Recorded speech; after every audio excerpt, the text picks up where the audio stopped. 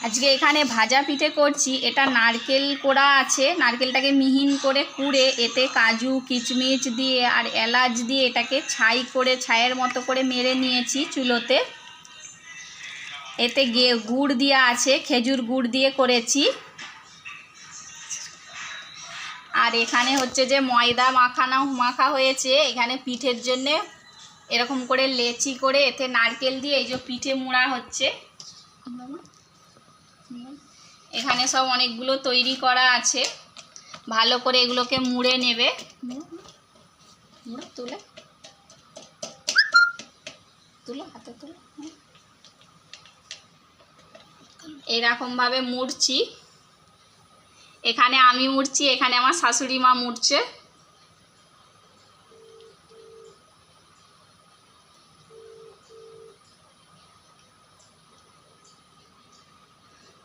এইরকমভাবে মুড়েছি পিঠেগুলো। তরকারি থেকেই আমি শিখেছি পিঠে মোড়া, জানিনি কেমন হবে, খুলবে নি, ঠিকই আছে। আমার শাশুড়ি খুব সুন্দর করে মুড়ে পিঠেগুলো, এই যে এইভাবে মুড়েছে।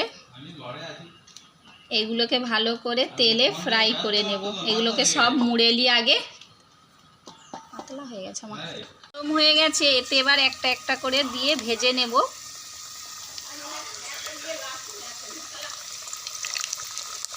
বেশি বেশি করে দেওয়া হচ্ছে, নারকেল বেশি বেশি করে দিয়েছি, খুব মজা লাগবে খেতে।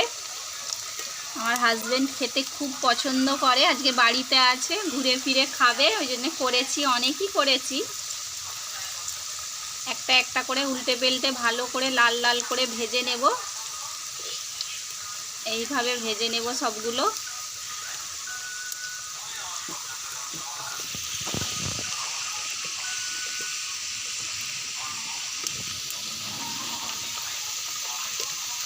আমাদের এদিকে এটাকে ভাজা পিঠে বলে, আপনাদের ওইদিকে কি পিঠে বলে আমাকে কমেন্টে জানাবেন। এরকম তালেরও হয়, খেতে খুব ভালো লাগে। এখন তালের সিজন, বানাবো হেন, তখন আবার কমেন্টে জানাবেন কেমন হয়েছে, দেখাবো আপনাদেরকে বানিয়ে।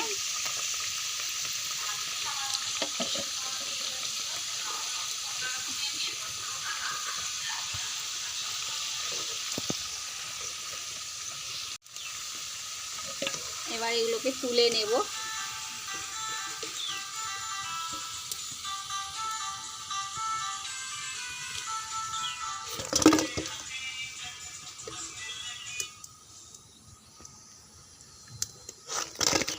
এইভাবে করে সবগুলোই ভেজে নেব।